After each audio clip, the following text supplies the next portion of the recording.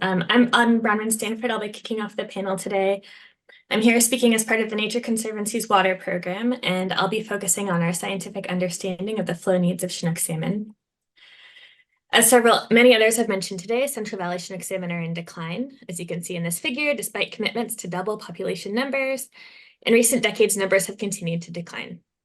Lots of physical habitat work has been completed over the years, including through CVPIA and CalPED.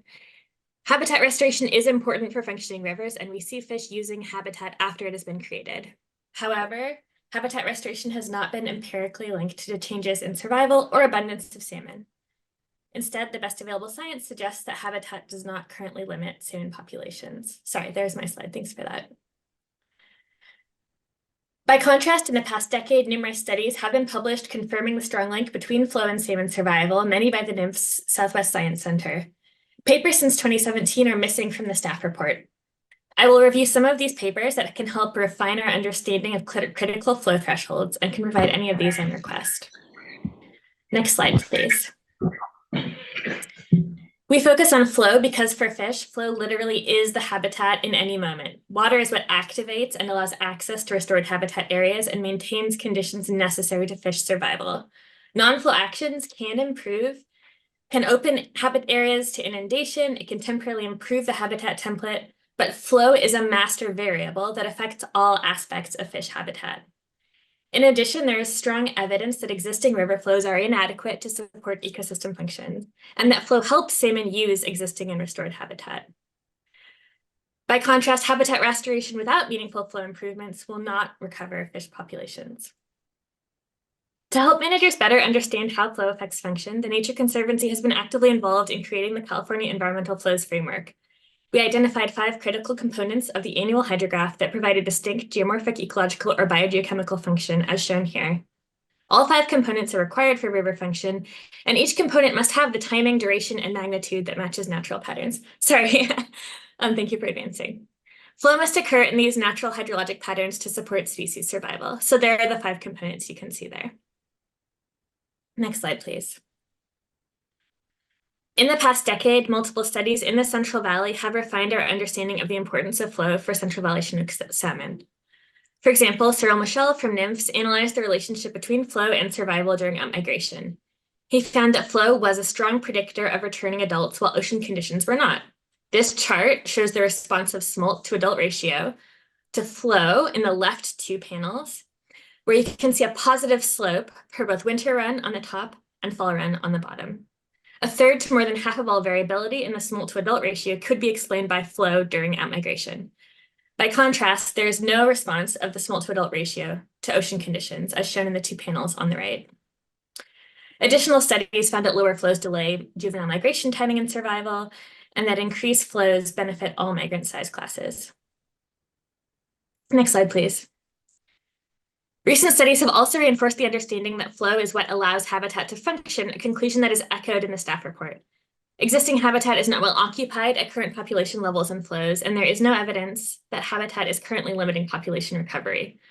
There is also no evidence that habitat without meaningful flow improvements will benefit fish. For example, Munch et al. In 2020 showed that pulse flows and more variable flows increased juvenile salmon use of habitat. In the chart on the right, you can see the contrast between a good year, shown in the left panel, to a bad year. In the good year, there's much higher and more variable flows, and they were able to catch many more fry within the habitat areas that they surveyed, as compared to the bad year when there were no fish to occupy that habitat. A series of additional studies compared the predictive power of reach scale restoration and flow and survival. For example, Henderson et al. Found that salmon survival was predicted by year-to-year variation in flow rather than reach scale habitat conditions. Next slide, please. We appreciate that the proposed project of 55% unimpaired flow does include more flows than baseline for the environment and anticipate that this could have benefits. By contrast, the voluntary agreement proposal does not meaningfully increase flows. For example, recent research by Michel et al. In 2021 identified the important threshold of 10,700 CFS at Wilkins Slough on the Sacramento for outmigrant spring flows. The figure on the right from the staff report shows flows by scenario at Wilkins Slough and compares them to the 10,700 CFS threshold shown in pink. You can see that this threshold is met in some years by the 55% scenario, which is that teal middle bar. You can see it's meeting it fairly often in April, sometimes a bit less often in May. And it's met much more frequently by the 75% scenario in the light green. By contrast, flows under the baseline only rarely meet the threshold. Those are shown in the open box, and the VAs in this case are only providing an additional average of 700 CFS, which is not enough to meaningfully improve flows. Next slide, please. In conclusion, current conditions are not supporting salmon, and multiple studies have documented that salmon are not able to occupy even the currently existing habitat at current population numbers unless flows are high. The VA flow conditions are similar to baseline. As shown in this figure, also from the staff report, the VA proposal provides about 1.5% additional water above baseline conditions, January to June on average, with corresponding decreases in July to December. 1.5% does not represent a meaningful improvement. By contrast, the proposed project of 55% unimpaired flow is an improvement from baseline and would likely benefit fish. However, improvement from baseline does not guarantee compatibility with objectives, and 55% of unimpaired flow will not consistently meet important flow thresholds documented in the recent literature. Higher flows and functional flows will be needed to support salmon recovery, and these improvements and protections are needed year-round. We recommend updating the staff report to include the critical flow thresholds documented in the recent scientific literature and taking actions to get as close as possible to these important thresholds to support salmon recovery. And then I'll turn it on to my colleagues to share additional thoughts on the staff report. Thank you. Hi, good afternoon, board members and staff. If I could have the first slide, please.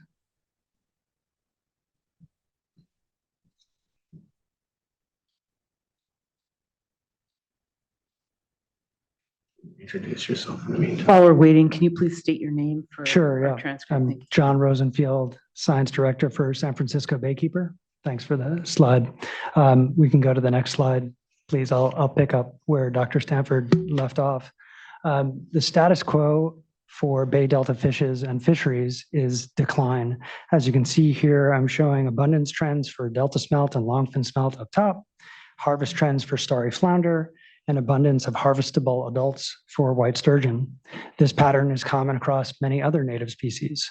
Small changes in flow or habitat will not change this pattern. Substantial increases in freshwater flow into and through the Delta will be required. Next slide, please. Freshwater flow drives fish viability metrics. Here we're looking at abundance data for longfin smelt. On the left graph, we're looking at longfin smelt abundance index from the fall midwater trawl, graphed on a log scale, as compared to flow, delta outflow, also graphed on a log scale. And you can see a statistically significant log-log relationship between outflow and abundance. These are data from 1988 through 2022. So any suggestion that this pattern has disappeared since introduction of the Amur clam is incorrect. This pattern is still here, still strong, still statistically significant. And it arises from the pattern on the right, where I'm looking at the intergeneration change in abundance for longfin smelt from one generation to the next. That's about 2 years separate. So the abundance in this year minus the abundance 2 years earlier. Negative numbers on this y-axis indicate a population decline. Positive numbers indicate population growth. And you can see that as flow increases and you move to the right, the frequency and magnitude of population growth for longfin smelt increases significantly. Next slide, please. Here we're looking at similar results for white sturgeon. White sturgeon are in severe decline, such that San Francisco Baykeeper, the Bay Institute, California Sport Fishing Protection Alliance, and Restore the Delta petitioned for listing of white sturgeon earlier this week under the state and federal Endangered Species Acts. On the left graph, you see what staff has already found, that the y-axis there is juvenile young of year white sturgeon, and the x-axis is flow. And this shows that successful reproduction for white sturgeon does not occur at delta outflows less than about 37,000 CFS. On the right graph, we see how that dependence on flow translates into the existence of cohorts of white sturgeon as cohort formation has become less frequent and lower magnitude as the frequency and magnitude of peak flows shown in the blue line graphed on the right axis has also declined. Next slide, please. Here we're showing a similar pattern for starry flounder. On the left, you see that juvenile starry flounder rearing in our estuary or age 1 starry flounder also responds strongly to delta outflow.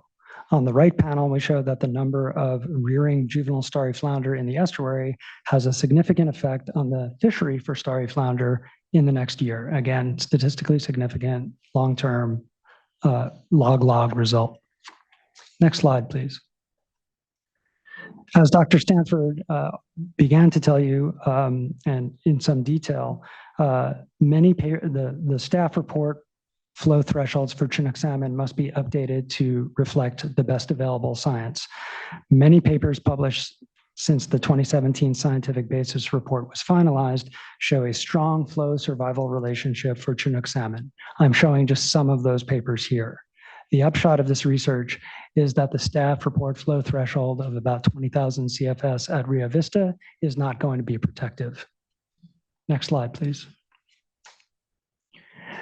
The staff report flow thresholds for estuarine prey items must also be updated to reflect the best available science. The graphs I'm showing here are from California Department of Fish and Wildlife. They show 3 different zooplankton species, which represent estuarine habitat.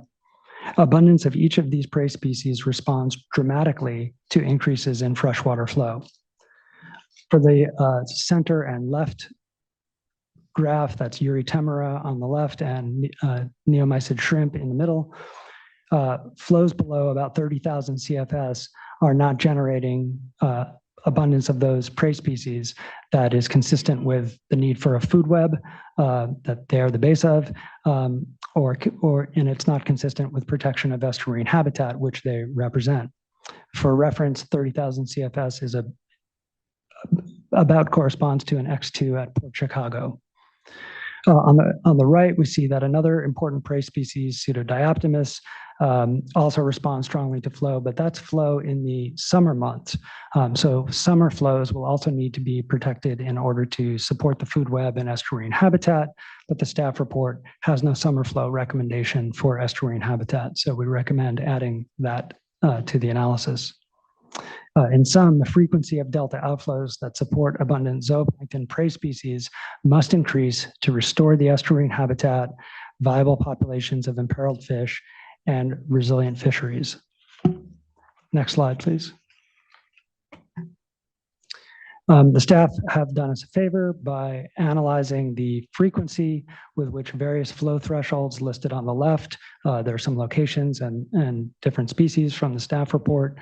The critical flow thresholds to reach those and how frequently those are attained as a function of the different flow alternatives that are analyzed, 35 through 75% as compared to the baseline. Next slide, please. So looking at this in a little bit more detail, I've mentioned that the Port Chicago X2 is roughly analogous to the flows needed to maintain estuarine habitat and the prey food web that our fishes and fisheries depend on. At a flow alternative of 55%, you get that flow rate, that habitat protection in less than half of years.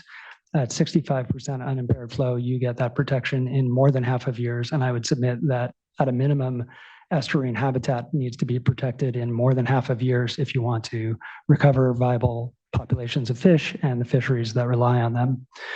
We can also look at green and white sturgeon. I've told you about the white sturgeon flow threshold. At the 55% unimpaired flow alternative, you would get flows that support their reproduction less than 1 in 5 years. These fish are capable of spawning every 3 to 4 years. Each female can reproduce on the order of every 3 to 4 years. And so in order to maintain a stable population or recover that population, we would need flows that support reproductive success at least 1 every 4 years. The 65% flow alternative comes close to providing that. Next slide, please. So We don't have enough time for me to describe all of the problems with the voluntary agreements that are before you. They're really, I wish we didn't have to discuss them. They're not really worth any of our time, but they're in the plan. So let's talk about them briefly.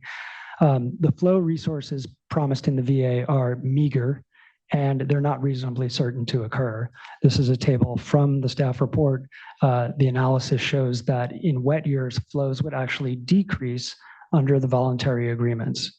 That means less of the flows necessary to support and maintain white sturgeon, longfin smelt, starry flounder, and other species. On average, as Dr. Stanford mentioned, flows would increase under the VAs by about 1.5%.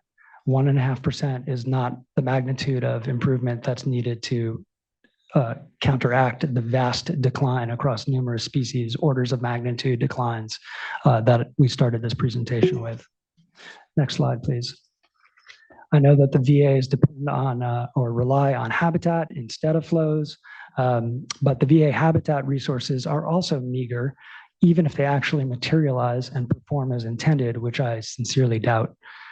Looking, for instance, at longfin smelt, the projection is that they could see no change in habitat whatsoever, up to maybe a 7% change in habitat.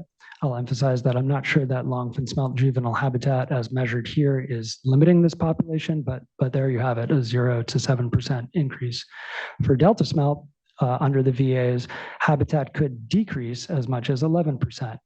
That's certainly not good for delta smelt. Salmonid rearing, 2 to 3% projected change in salmonid rearing habitat. I can't imagine thinking that a 1.5% increase in flow and a 2 to 3% increase in salmonid rearing habitat is going to halt the decline of our salmon, much less restore them to viability, much less achieve the narrative objective of salmon doubling. I'll pass on my presentation now to Mr. Gary Bobker of the Bay Institute. Great. Thanks, John. Gary Bobker, Program Director at the Bay Institute. I want to take a step back and emphasize that the reason we're talking about the need for flow augmentation on a large scale is not just because that's what the science tells us, but because we're in a situation where the alteration of flow has been so radical that it is one of the major drivers, if not the single biggest driver, of the ecosystem collapse of the San Francisco Bay Delta estuary. Go to the next slide, please. There are multiple beneficial uses. Almost every fish and wildlife beneficial use that the board is obligated to protect is being degraded and actually might be extinguished if we do not make large-scale changes in the way we manage the system. Let's go to the next slide. Numerous species that have different life histories, spatial temporal distribution, food web roles, have depressed populations or increasing risk of extinction, which means that the beneficial use for rare and endangered species could be severely reduced or even lost. Next slide. As evidenced by the population trends of very different species like delta smelt and Chinook salmon. Next slide. The numerous commercial and recreational fisheries are closed or severely constrained. The commercial beneficial use is again being degraded and potentially could be completely lost. Next slide. As evidenced by the decline in the harvestable population of white sturgeon, which we've recently petitioned to have listed. Next slide. As evidenced by the reduced commercial catch of starry flounder, which has been occurring for quite a long time and is closely tied to conditions in the Bay Delta. Next slide. It's not just these individual species, but the beneficial uses that represent the underlying ecological conditions, the ecological processes that actually support a healthy ecosystem and healthy populations of native fish and wildlife are being degraded themselves and could be permanently impaired. We've seen food web declines, we've seen temperature impacts, we've seen HABs and other water quality issues. Again, multiple beneficial uses that could be lost or permanently impaired. The scale of the problem we're dealing with is incredible. Next slide. I'll note also that salmon production, which is an objective set by this board in 1995, has still not been attained. Although you'll note that in years when nature overcomes our poor water management, salmon do manage to rebound, which gives us a clue about what they need. Next slide. As I mentioned, it's the radical attenuation of flows that is driving the ecosystem collapse. Obviously there are a lot of nuances and complexities that you can make to this statement, but it's nonetheless true that this panel and the overwhelming scientific record reflects the scientific evidence that flow drives ecological conditions and biological response. And until you have a proportionate magnitude and scale of response, you will not protect fish and wildlife beneficial uses. We will lose them. Finally, in conclusion, I'd just like to say that, in listening to the presentations about voluntary agreements this morning, I'm thrilled that people are doing habitat projects. I think it's great. And there are undoubtedly benefits to particular species that benefit from those types of habitats, to local regional ecosystems, and to the life history of species that we care about that occur in the estuarine watershed. But there's no evidence that those actions are on a scale, are related to a population response, are really the most relevant attribute in terms of protecting the fish and wildlife beneficial uses of the Bay Delta estuary. The overwhelming evidence is that you have to do it with flow, and that flow, in fact, is going to drive the benefits that you're going to get from investments in habitat and other actions. You just can't get around that. You can try, but you can't get around it.